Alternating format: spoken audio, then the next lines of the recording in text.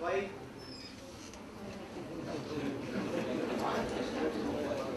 Let us have a few more questions, and then we request Dr. Krishnamurthy to answer them all collectively.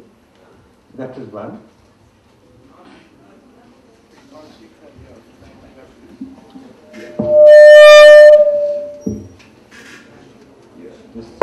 On one hand, we say that there is less skill training, but at the same time, the skilled human resource, the resource we have, they are going away to the developed nations. We are not able to retain the skilled people here, the human capital here in our own country. What kind of a strategy or what kind of a policy is required for that?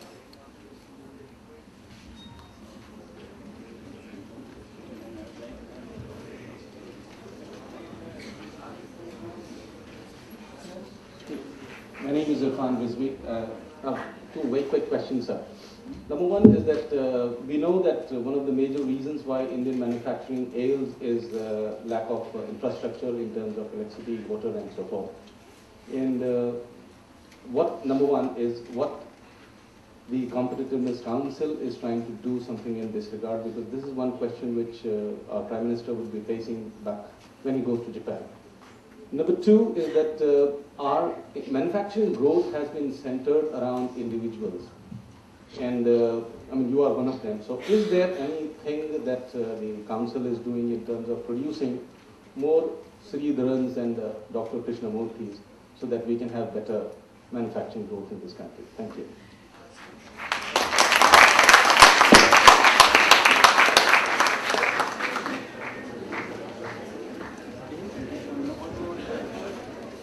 One more. I am K.M. Mittal, faculty over here, professor. Sir, this is general trend here in MBA education that most MBA students, they prefer finance and marketing. A course which is nearest to manufacturing is production and operations management. I find very few are the takers for that course.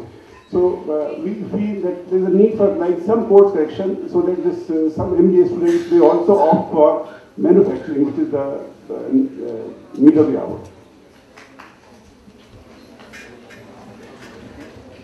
I think that's the last for the time being, and we'll ask. Yeah, I am Raj Agarwal, faculty in IILM.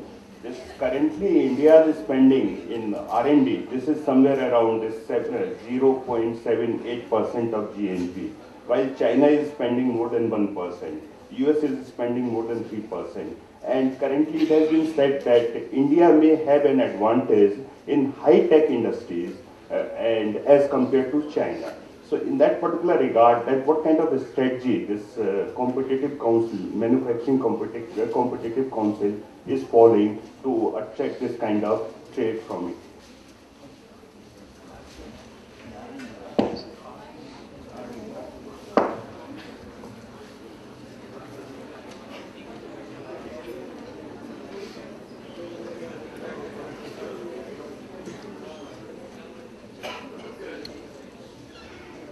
Spend a little time about the skill development which you mentioned. I think let us not very much worry about the people going from the IT side to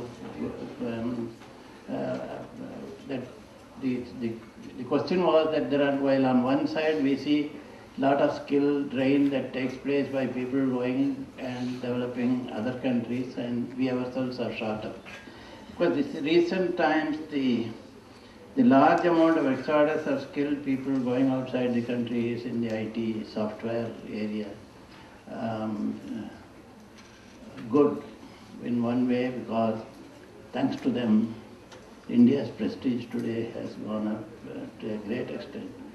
From a position that we are producers of shoddy equipment, I think these boys and girls who went abroad on the information technology services area, who brought us the tremendous amount of credit that India can be, has adequate knowledge of in high technology. But at the same time, I am a great critic of the Indian software companies not doing enough in India itself with reference to the introduction of information and communication services to improve the Indian manufacturing or Indian economy. That's a different point.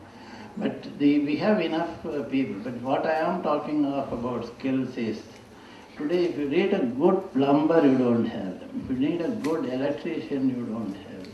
You have got 3,000 boys and girls are required for the Tirupur hosiery industry, we don't have it. They are just not available. And this is the type at the lowest level. The people required for the apparel industry requires a training of only 6 months. And we require 2.5 million artisans required in the manufacturing side. All the seats that are available in the 5,000 endowed industrial training institute in this country can train only 700,000 boys and girls. That's the type of difference that, because of a lack of training, lack of skill development, the quality suffers, the productivity suffers, and there are so many other things that are happening. Simple things from a 3 months to 6 months training. This extends right up to the end. We have how many? I think we have the engineering colleges training out the engineers without relevance to what the industry requires, and there's a mismatch that is taking place. These are some of the things which we are talking of. And when it comes to a question of, very few boys and girls these days are taking up to mathematics and science and engineering, science and technological subjects. This is something which is causing us a lot of worry. And the total number of PhD registrations in this country this year is 1/10 of what is required to be. So, which really means that within a matter of few years, we won't have many teachers, lecturers and professors available for teaching. When I talk of it, it's of course, I think one whole day we can discuss about what the problems of the skill building is. Unless these things are corrected, we are not going to make sure that the boys and girls are properly guided through the education. And when they come out of the colleges, you are able to give them a gainful employment. And